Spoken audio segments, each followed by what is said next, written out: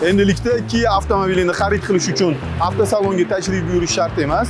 Shunchaki Kia.uz saytiga o'ting va onlayn xarid qiling.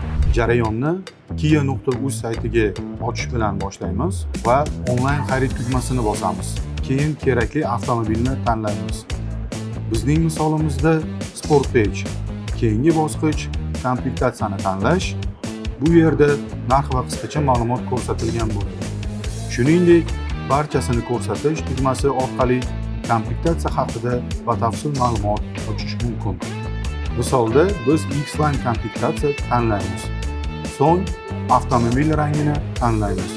Bizning misolimizda Fusion Black.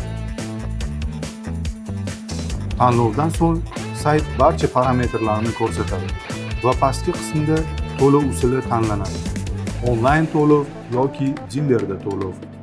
Agar siz onlayn to'lov variantini tanlasangiz, buyurtmani rasmiylashtirish 4 bosqichda amalga oshiriladi. Birinchi bosqich One ID orqali avtorizatsiya. Tizim sizning ma'lumotlaringizni avtomatik yuklab oladi. Familiya, ismi, sharifi, pasport ma'lumotlari va telefon raqami. Bu xavfsiz jarayon. Kirgach, siz kontaktlaringizni tasdiqlaysiz va rasmiylashtirish bosqichiga o'tasiz. Ikkinchi bosqichda diler tanlash. Bu bosqichda sizga qulay bo'lgan dilerlik markazini tanlaysiz. Mashinani olish uchun mos joyni belgilaysiz. Uchinchi bosqichda shartnoma. Shartnoma avtomatik tarzda sayt orqali shakllanadi. Barcha tuzilgan shartnomalar sizning shaxsiy kabinetingizda saqlanadi va u yerda shartnoma holatini kuzatish ham mumkin. To'rtinchi bosqich, oxirgi bosqich to'lov. To'lovni Humo va Uzkart orqali amalga oshirish mumkin.